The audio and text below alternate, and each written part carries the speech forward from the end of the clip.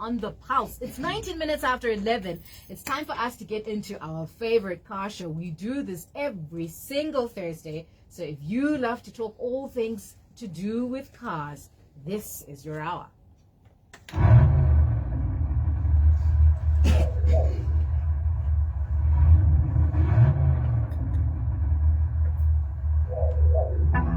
So Esther was asking me, I was telling you about my experience last year when I was in a car accident. And I was telling you the traffic light was not working. There was one that looked like it was working. It looked like it was the filter for my side to say, actually it's green, you can go. It turns out it wasn't. I'll tell you about that some other time. But here I am. The way I understood my highway code is if the traffic light is not working, the first car to enter the intersection has right of way. At least that's what I thought. At least that's what I'm sure the highway code says. 0719-10404. So anyway, I enter, I put the nose of my car, I cross the white line, and I'm hooting to the cars coming from my right to say, listen, I'm encroaching, I'm here first. So the outer lane, or was it the inner lane? The inner lane, the one that's closest to the end of the road, gave me way. And then, so it's the inner lane. The inner lane, yeah, it was traumatic. As I was saying, it literally felt like I saw my life flashing right in the corner of my eye as impact. The airbag exploded, and then the car was hot, and I thought, like, you know, in movies, whenever there's like impact, there's going to be an explosion. So I was so sure this is the moment. I have got to get out. I've got to save myself.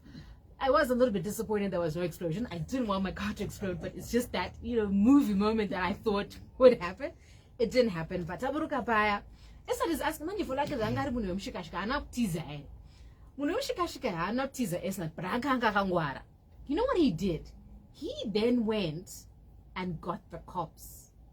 Now, I'll leave it there. I'm sure you can already imagine how that narrative ends because he got to the pie first. So, yeah, that's how that story ends. By the time the cops came in, it was just, yeah, it was a mess. I was wounded, but when the airbag exploded, right? So I was bleeding, but I'm not doing that moment, adrenaline, trauma. I didn't feel anything, but everyone's like, Folake, you're bleeding. I'm like, I'm fine, you know. And then later, when the adrenaline subsides, trauma finally goes, yeah, then I've never been the same on the road after that. Now I just feel like someone is going to come and hit me from the right side. It's been traumatic. We were sharing some traumatic experiences you've had on the road if you've been in a car accident.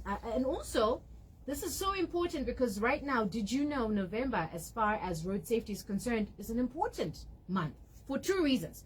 The first one is we've just come from celebrating World Day of Remembrance for Road Traffic Victims, which is the 17th of November. So every third Sunday of November, the world essentially comes together. We pause to honor people who have lost their lives, like your little sister when you were 16, like that child you were talking about in the front of your gate, like the driver of the combi driver who may have caused the accident but still dies in the accident. This day highlights the growing number of road traffic fatalities and injuries, which, if you can believe it, is now among the leading cause of death for people between the age of 5 to 29. So that's why today we want to talk a little bit more around this. Either you are a bystander, like you witnessed the car accident by your gate. Do you know how to respond? Do you know how to save life in an emergency situation? Do you know what to do? Do you know how to keep them alive until help comes in? Actually, if you're there already, you're part of the help, but until the ambulance, for example, comes in. I don't know if I want to say in that moment. We want to talk about that a little bit later. But before we get there, let me introduce our panel as we always do every single Thursday morning. I'll start off with our guest. We have got Pat, who's coming in, and she's going to be helping us understand what we need to do to save lives in the moment that there has been an accident, and we've got to do something to help the people that are there before the medics come in. Pat, good morning. Thank you so much for coming in. Hi, good morning. Great. Thank you for having us. Quite excited to have you in. We also have Website Jaricha. Now, Website himself is the founder of an interesting network of volunteer emergency first responders in Zimbabwe. It's known as Convergence Community Emergency Response Teams, concert in short, and they use WhatsApp groups to provide life-saving pre-ambulance care and also coordinating successful emergency rescues nationwide. Good morning, Wipsa. How are you? Morning, Folake. Morning, listeners. Now, we also have Edric Godzongere. I was about to butcher your surname there, Edric. Apologies. He's also an MD and founder of One Life Aqua and Recreation Center. He's also a wellness consultant. He's a personal trainer. He's a qualified first aider. He's also a water and safety instructor and a swimming coach. Edric, good morning. Thanks for coming in. Good morning. Thank you for having me. Lastly, but in no way least, our favorite marketing executive who understands the car industry like the back of his hand. Tafadze Rebuta, how are you? Good morning. Thanks for being here. Good morning and good morning, listeners. So before we even talk about what I'm really keen on learning about, which is how to respond in an emergency situation, we know there's a lot that's been happening in the car industry. Taf, talk to us what has been happening. In fact, before we even talk about the car news, let's talk about our iconic car for the week. What are our clues for this week? So this car is a car that came into the market in 1998 and rose to very quick prominence. It is a double cab vehicle, just to give people a clue so people don't start guessing the wrong way. This vehicle was very popular in a 2.7 liter diesel option and provided with ample space to carry things in the back, and it was the I have made it at the time double cab to have. It is considered very reliable, very practical, but some people had their thoughts about the edgy and square looks of the car. Which car am I? 0719-100-404. Can you tell which car this Baki is? And I'll tell you, my dad also had this Baki. In fact, he had it twice. My dad had one as well. He had one as well. as well. I will also tell you stories about how my dad ended up with two. But like you're saying, it felt like we had made it in life. I connect with that feeling. Let's see if you can figure out which Baki this is. It was first rolled out in what, 1998 you said? It was first rolled out in South Africa in 1998 and filtered into the Southern African market, where it became very popular as well. It was known for being very popular amongst executives at the time, as it was one of the larger and more accessible vehicles in terms of price. In terms of its prestige and esteem, it is from a reputable brand, which is why it was very popular in Zimbabwe, and it carried a very big I have made it badge during that time. 0719-100-404. Can you guess which iconic car we're talking about this week? Let's see if we are going to have any takers. In the meantime, Taf, talk to us. What's VW been up to? We know Rwanda. It has been rolling out an electric tractor in Rwanda. What's that about? And imagine that on the VW as well. So most people think, when you talk about cars and innovation, it's all about sedans, hatchbacks, SUVs. But no. Tractors are vehicles too. And they're a very important foundation for what is essentially the motor industry. They account for a very key asset and tool in the agricultural industry, not just that, the mining industry, and also here commercially within factories we see around Harare. Tractors are actually working, pulling loads in between factories, in between places things need to come and go. So they're a very vital part of the motor industry. Now, I like the stance that VW Rwanda has taken. They have teamed up with a team called Gen Farm, and what they have done is they are making, it is a rebadged tractor to VW, but the interesting part is that the power pack or the power source can actually be taken out and replaced with a fresh one. So this opens up quite a few doors. One, this is an electric tractor. Two, it comes with a battery pack essentially that can be replaced when it's replenished, and then you just swap it over for a new one. And three, it is pitched for the more rural communities in Rwanda. So it does two things. It opens up the doors for innovative youth within those smaller sectors to actually become battery swap over carriers. Two, it pushes the innovative arm of electric to the agricultural sector. Three, it's also something very groundbreaking, I think a very good testing ground for Rwanda to see if a concept like this can be translated to other African markets. And four, I forgot the fourth point, it will be a much cheaper option, as electric powered vehicles, in this case tractors, prove to be much cheaper to run than your fuel or diesel counterparts. Because most people don't know this, but the fuel aspect is probably one of the biggest considerations when you're dealing with agricultural implements and machinery.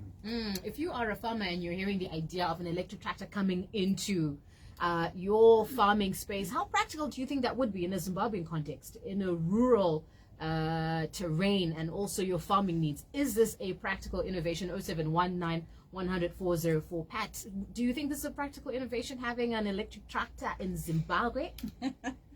Well, not being a farmer myself, I would say that it probably has a future. I'm not sure how well it'll go, but we can give it a try, definitely. I'm sure the farmers would be keen to give it a go. Yeah, and I think that's it. I think that's the biggest thing we've been talking about for the past 2 weeks. The adoption of electric vehicles in Zimbabwe. Now we're talking about electric tractors. That's a big step, you know. It's huge. Essentially, me being from the motor industry, I understand the technology is pretty much the same or mostly the same. And I believe it will work.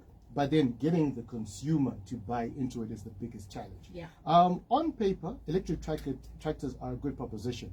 We've been talking about this for a few weeks now, that electric motors means instant torque and have higher power output. These are things a tractor needs to have. I think we get that. My issue is, how are you charging this electric battery? Solar. Is it a solar battery? I would say solar is the way to go. Okay. Are we not better off with hybrid options? Because it seems a hybrid vehicle seems to be doing better across the board, and especially in a space where electricity is not always easily and readily available. Are the hybrid vehicles not better placed initially for the African market, or especially the Zimbabwean market right now? Yeah, I like that contribution, because I've been a strong advocate for hybrid, especially in our current environment and our market at the moment. Electric is a dream we want to achieve, right, but later on. Hybrid is the way forward now. Reason being, and that's a strong point, that hybrid technology is more accessible in terms of cost. It only adds a smaller fraction to the price of the overall car. Two, it works. It's tried and tested, and it's been around for a little while. Where the electric powertrain, let's just call it for the tractors, I think has a benefit is the maintenance and the cost of running it. Yes, the consideration for power, how are you going to do these power swaps, power up the battery packs, is a consideration, but I feel with the right infrastructure in terms of solar, because this is a swappable battery, you can have maybe a service station for these batteries, which has 10 that are being charged at any one given time. You arrive, you just swap yours over, and off you go. So your service stations will be replaced essentially with our power's battery swapping station, or they call them hubs in Rwanda.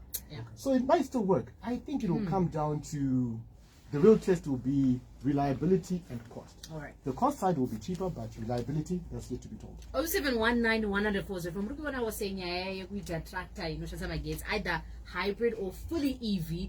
Is that practical? Would that work well for your farming needs? We want to hear from you. I'm quite chuffed here looking at some of the thoughts that have come around our car icon of the day. Guns Folake, the car is a Toyota Hilux. This is coming from Gift. Gift will find out if you're onto something. Shaka, is it not a wolf? I don't know. We'll see. Are you on the right track as far as the car of the week? Taff, let's talk about road patching in urban areas. What is happening? What's City of Harare up to? Yeah, so we've been seeing quite a bit of this around. If you travel around your urban areas, Harare is a good example right now. I would like to believe it's happening in other bigger urban areas, Bulawayo, with Mutare and so forth. Maybe the listeners can confirm for us. But definitely in Harare, we've been seeing that there has been some patchwork happening with key roads within the city themselves.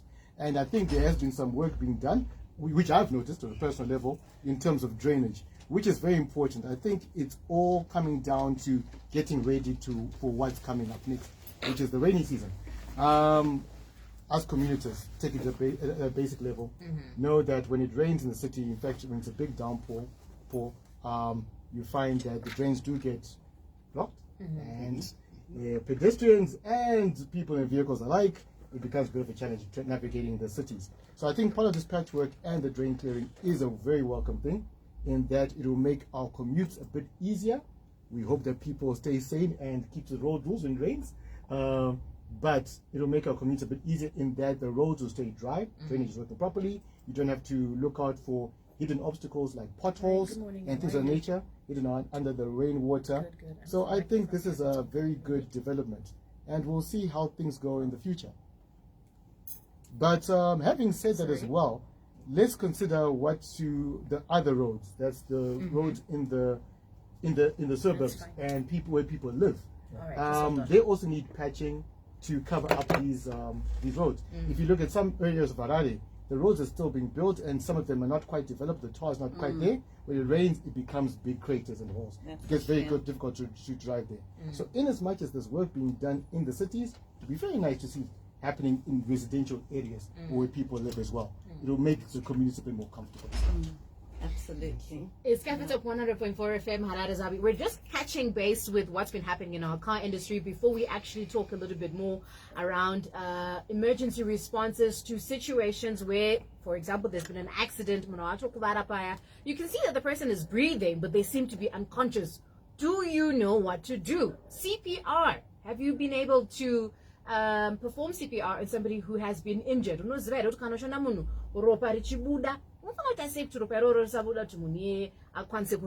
to be talking about this on Capital 100.4 FM. What do you think about an electric track coming to Zimbabwe? Is that does that seem like it would meet our farming needs? And when you're looking at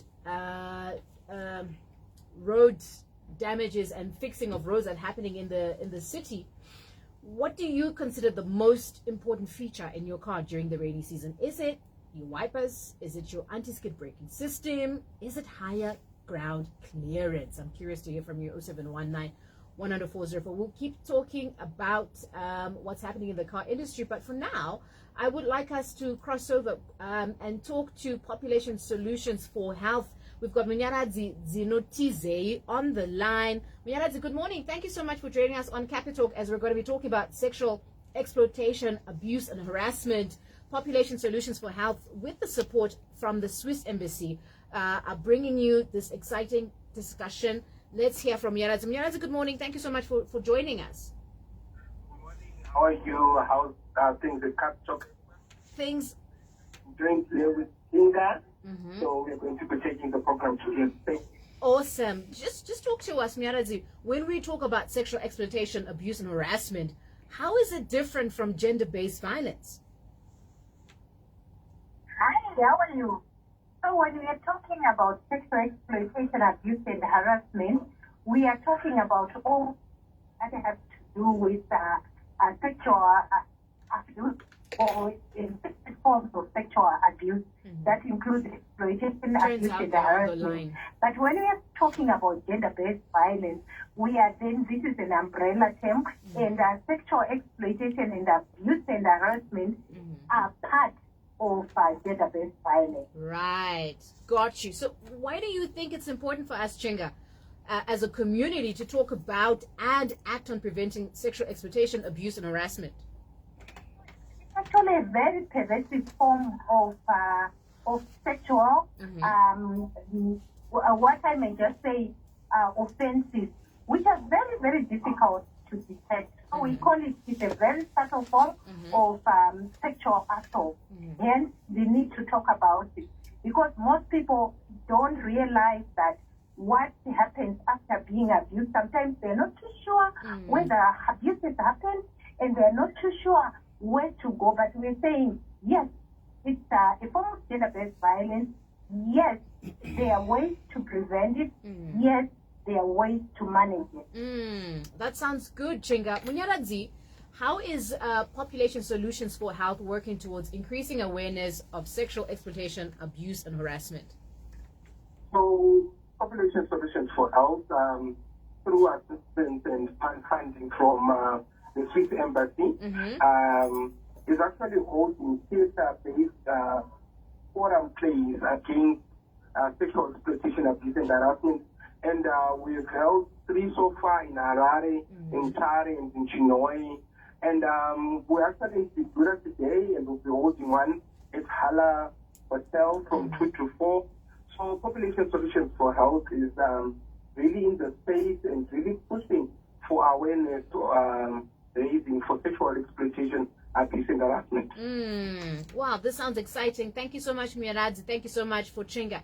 Thank you so much, Chinga. If you are in Bindura or close to Bindura, how about you and I go and attend this interactive and engaging theater presentation? There's going to be lots to learn, lots to share from happening today at 2 in Bindura at the Hala Hotel.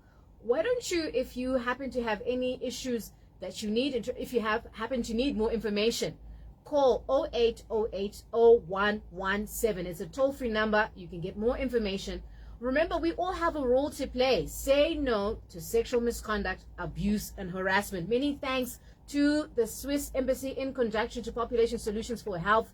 We were speaking to Munyaradzi Dzinotize and Chinga Govati on the phone, giving us some insights towards sexual exploitation, abuse, and harassment, but also the engaging presentation that's going to be happening today at 2 p.m. at Hala Hotel in Bindura. Munyaradzi, Chinga, thank you so much for being on the line. All right, looks like we lost them. So if you're in Bindura, this may be something for you to consider. It's Capital 100.4 FM. Harare's Habit. It's Under the Hood. Today didn't work out? We try again today. Capital 100.4 FM. Harare's Heartbeat.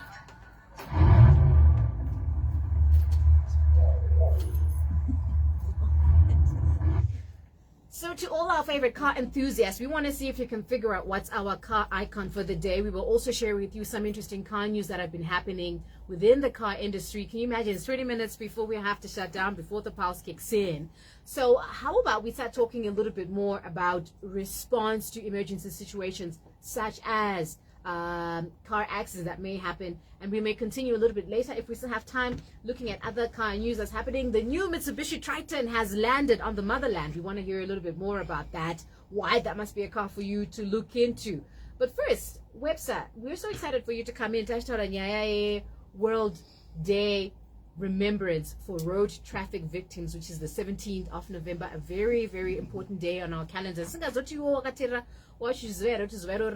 Every third Sunday of November, the world is honoring those who have lost their lives because of road traffic accidents.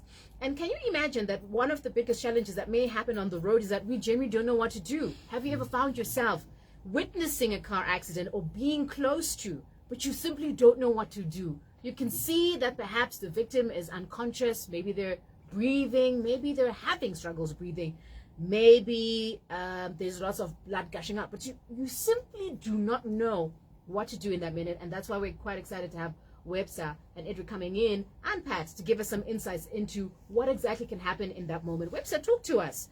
When an accident happens in that moment, what's the first thing you think we should do when we are in that emergency situation? Yeah, okay. Thank you very much, Folake, for that. So based from experience and also, well, I would say practical experience as well as the literature from the books, one of the first things that you must do, especially when you recognize an accident, is to stay calm, you know, because it's not every accident which we can just, you know, just like that walk into it. Otherwise we end up being the victim ourselves. So once you are calm, we always advise them that you see what is going on. You try to interpret the situation, what is involved, how many people are injured, what sort of resources, emergency medical response is needed. And once you've gathered that information, you know, then the next step is to call for help. You know, calling for help allows you to get the appropriate emergency management service. Let's say, for example, it could be the police, which is needed. It could also be the fire department, especially where there are entrapments, where you need rescue equipment, you need the fire department to come through, as well as where there is possibly hazardous materials at the scene. And then if you see any casualty, and we're talking about those people who are injured at the accident scene, sometimes you see maybe there are people lying on the ground. Instead of really doing what general people do, taking pictures, rather, you know, you see that there are people who are injured, call for an ambulance. I'm happy to say that in Harare alone, City of Harare is there to respond, and also we've got a lot of private players who are there, who are fully registered and who are compliant and are really wanting to come outside and help. So after having done that, once you've called for help, then the next thing is just, if it's safe for you to proceed, you know, then you need to attend to things such as bleeding. Because remember, as long as the heart is beating, as long as the blood is coming out, we may lose the victim if we fail to provide just the basic steps or the basic first aid, which is just bandaging. But also there's the aspect of being safe, which is remembering to wear your gloves, you know, try to protect yourself from getting into contact with any of the victim's body fluids. So, you know, it all comes together where you then put first aid training first, which is what we always call for as convergence community, to say, you know what, let's get as many members outside, let's get them trained. And you know, Folake, to be honest with you, we've run courses for as little as $10, and we've sent out our flyers, but sometimes you get people coming through, others will be like, yeah, I'll make a time for another day. But you know, I think for $10, as little as that, we are simply saying to the community of Zimbabwe, we are not making first aid a qualification, but we're providing first aid as a life skill, which they will need, and it also assists them in trying to help someone out, especially during an accident and emergency. It's the voice of Webster. He is the leader of a dedicated community of volunteer emergency first responders, and they are pretty much revolutionizing pre-ambulance care in Zimbabwe. They provide life-saving first aid services, and we're just touching base with them.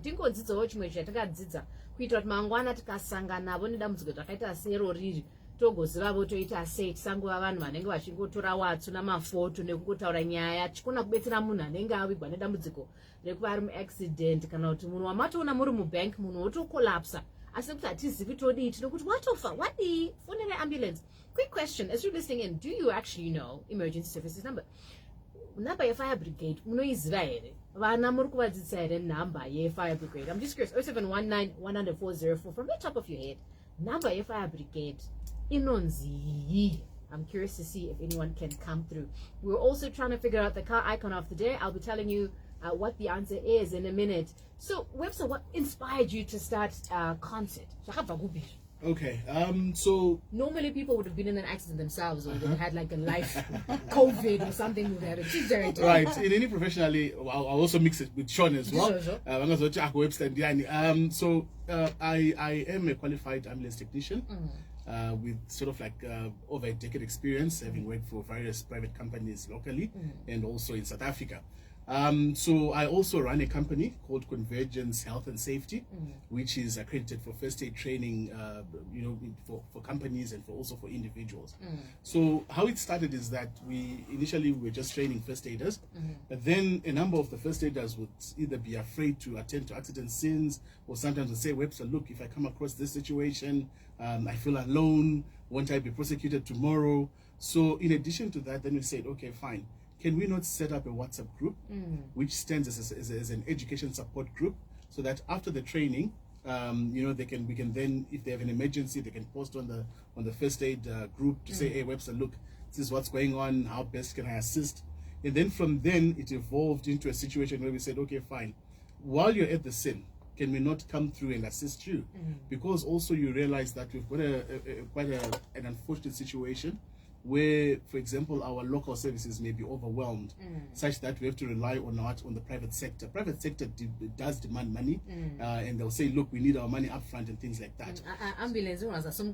I'm not saying that on air, but like that's coming from you. But it's a set development. So against that background, then we said, okay, fine. Can we not rather, come up with a system that is there to offer what we call pre-ambulance? Because remember, when something happens, small things like just stopping the bleeding, it can be done by just anyone, because first aid has got no sort of like discrimination to say, look, it's this age going upwards. Anyone should be able to provide first aid. Yeah. And from that background, then we said, okay, we train the people, we give them a support group to say, okay, you've got a WhatsApp group, and also on that group, they then notify us of the emergencies. Right. Folake, I'm happy to tell you that today, or should I say to date, we've managed to secure 2 motorbikes, which are going to be used to respond ahead of the ambulance.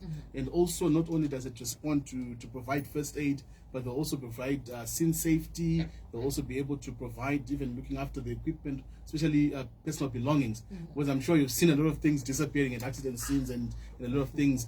And our main hope is that if any accident scene has got someone who's got prior training, someone who's able to manage the scene, as well as being a contact at the scene, which we are then able to say, okay, we're calling you, what is happening? Okay, police is on the way, fire department is on the way, and the ambulance. It makes a huge difference, especially during an emergency. So let's talk about when you are actually on the scene. This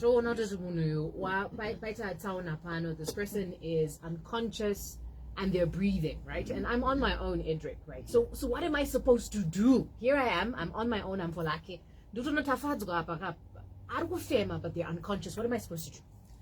So In that case, for those who've attended our training, I'm sure they'll remember me by saying, okay, all right. So when you say, okay, it's like, okay, fine, we've got someone who's injured, right?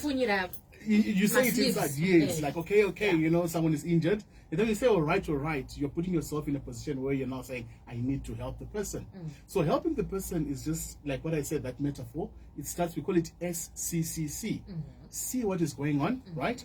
After that, then you check, does the victim need any assistance? You ask for their permission. May I assist you? We are unconscious. We are unconscious. So the next thing then you do is what? Call for the help.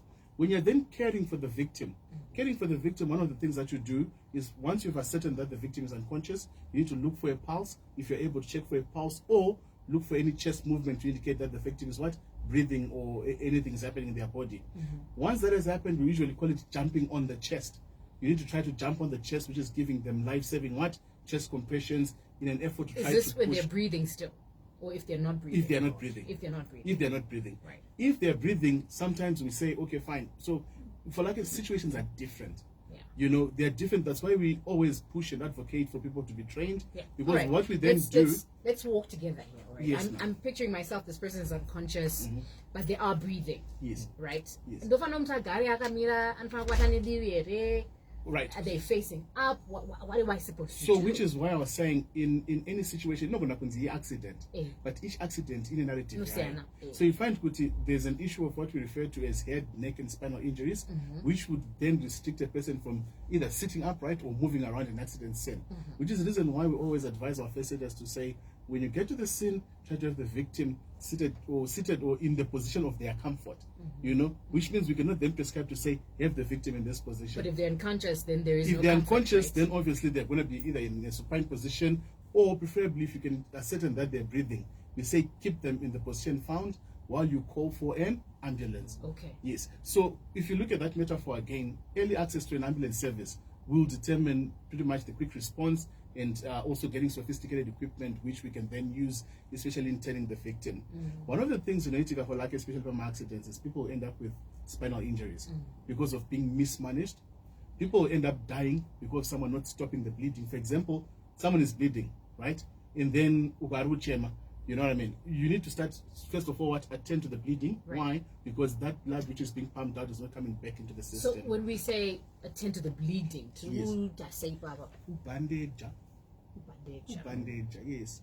Saka icho daitaura papa Folake kuti tikawana training ye first aid yaka create a foundation. Vakaimba Folake. I get you. The house we're building is called first aid. So we need to start with the foundation, which is the principles. What are we aiming for? What are we doing? What sort of knowledge? Which creates the base? Yeah. So now when you come across any situation, you're then able to say, but the principle states this. Yeah. But now this is the situation. What can I do? When we talk about recovery position, Yes. puts them in the So recovery recovery position is sort of like tikati kuri kumba Folake. The side in a way that even ukaburitsa tinobuda muromo wakarara Folake tichibuda zvakanaka hapana tsinga yakatsikirirwa. At the same time, it allows for the victim to be able to breathe. Usually recovery position tinoisa kune munhu anenge ane medical emergencies. Tomboti munhu aita pfari, tomboti munhu angofenta, tomboti munhu maybe ari kutemwa nemusoro while we're waiting for an ambulance, because we're trying to avoid them lying akata samudenga. Right. Akata samudenga anogona kukachidzwa akadzipa akafema mate ake nemarutsi. A lot of things can happen. Nedivi. Saka isusu mugara kutraining kwedu tinoita kudza kuti inonzi stop, hide, kick and run. You will never forget it, Folake. Got you. Stop, kick, hide, and run. Got you. Yes. And then in terms of checking if somebody has breathing problems, how do we check if somebody has breathing problems? We hear you're supposed to help make sure that their airways remain open as well. So in terms of checking for a compromised airway or maybe breathing problems, pretty much we're looking at, you now have to use your senses. One of the things that we do when we're assessing a patient is we need to use our own senses. For example, sense of sight. Sense of sight would allow you to see any overcompensation as the victim is breathing. For example, you see they're using excess muscles. We call them accessory muscles as they're breathing. Number two, you're using your sense of hearing, the breath sounds.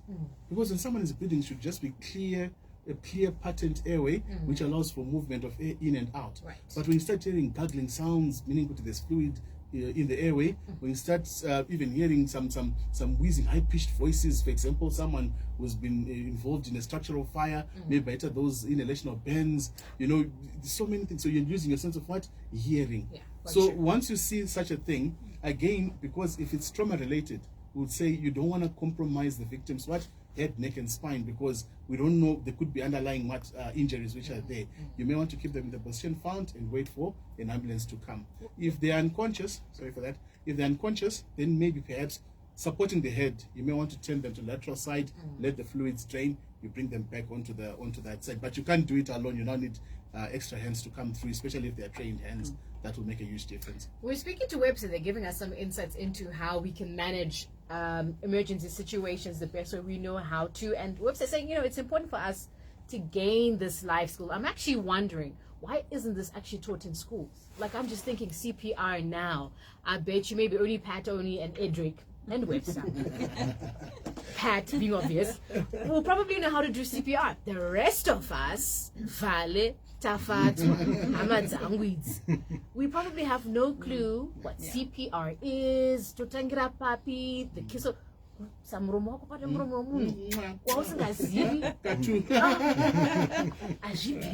but why isn't this taught as a life skill?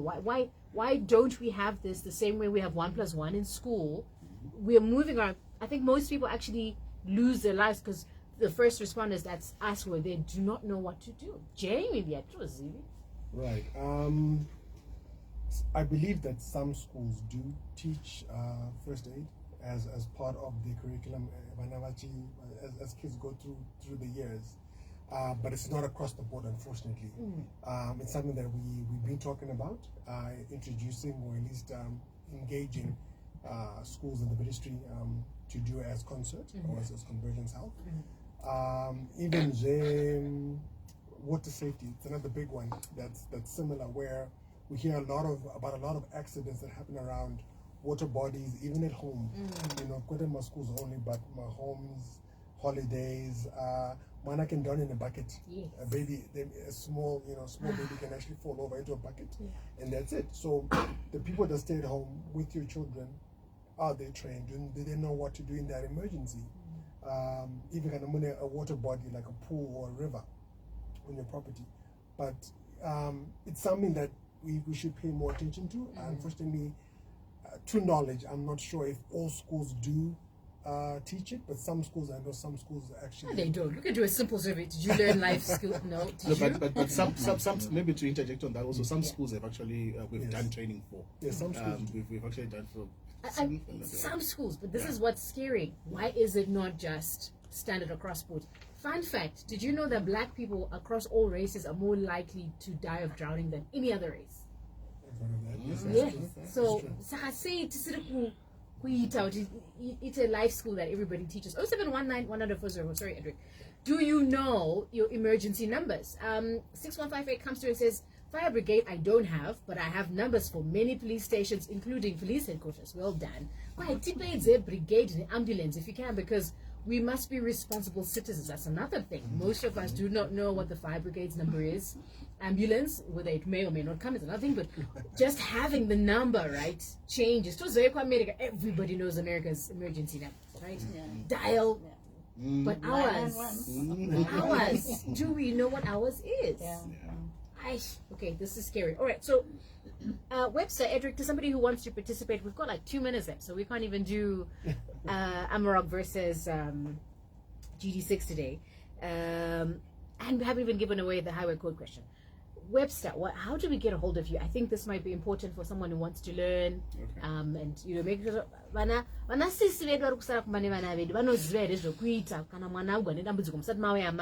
how do we get a hold of you? Right, so our telephone numbers, cell phone number, they can get hold of us on 0775 471 922. I'll repeat that one again, 0775 471 922. An alternative number, 0772 288 999. I repeat, 0772 288 999. They can also get hold of Pat on 0772 264 159. 0772 264 159. We've got like a few seconds left. We had asked what's our, can you imagine, the time has flown by, our icon car of the day. Let's go through some responses that have come in. Let's see if anybody got it right. Folake, ndamkanya vakazengeza turi apa. Mota rutaugwa hardboard 2.7D. Nissan hardboard 2.7 kana kuti vamwe D27. Yakazowea futi iri painch. You can also 32 as well. Nissan. But Did he get it right? 100% He nailed correct. it. Well done to you. 27264 also came through, says Folake is to hard copy. I guess I hard Oh, copy. no, we need a hard body. Hard body. Hard But body. we got you 2.7. You were absolutely right. We've got to go to the news. We'll be back again next week. Electric tractor is welcome as long as it meets the required horsepower and the correct body and structure to meet the tasks and the field and maintenance spares and accessories, plowing, ripping and planting. We've got to go to the news. It's 12 o'clock. We'll be back again next week.